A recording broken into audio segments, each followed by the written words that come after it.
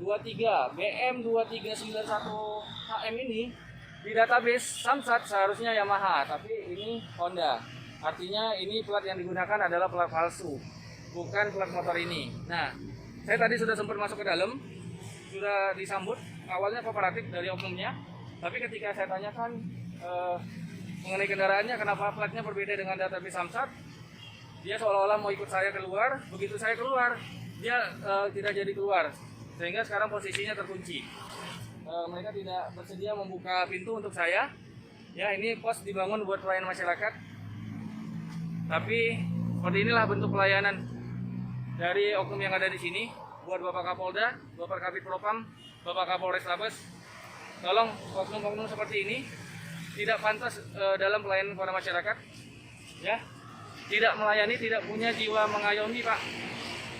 Tidak punya jiwa mengayomi. Kenapa? Karena dia menindak masyarakat yang melanggar, tapi dia sendiri dari rumah. Kita tidak tahu seberapa lama ya kendaraan ini dipakai, tapi dia sendiri setiap hari mungkin bisa jadi melanggar. Jadi sudah ada 3 yang teridentifikasi menggunakan plat bodong. Ini gimana ceritanya, Pak? Anggota penegak hukum yang bersentuhan langsung dengan masyarakat untuk pelayanan publik, tapi justru tidak mencontohkan. Ya, saya minta untuk oknum ini agar ditindak. Tidak pantas ada di satuan lalu lintas yang berhubungan langsung dengan masyarakat, sebaiknya dimutasi saja.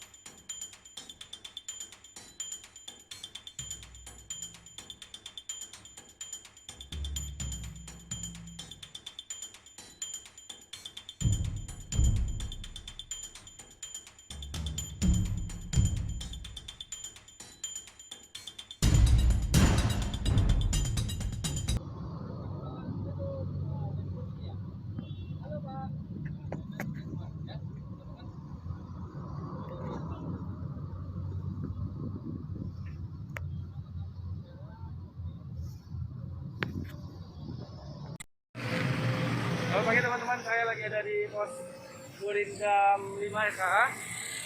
Di sini ada 2 kendaraan oknum. Tadi saya sempat minta keterangan dari oknum. Diakui salah satu oknum menggunakan kendaraan ini. Kita bisa lihat ada helm polisi di sini. Ada 2 oknum di dalam.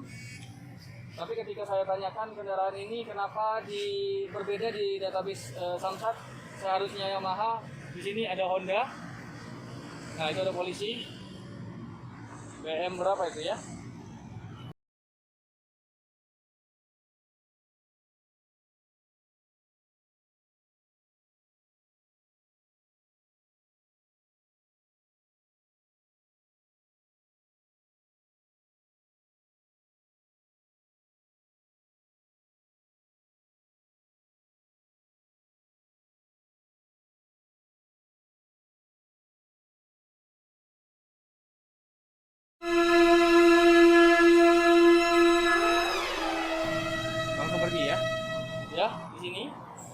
23 BM2391 HM ini di database Samsat seharusnya Yamaha, tapi ini Honda.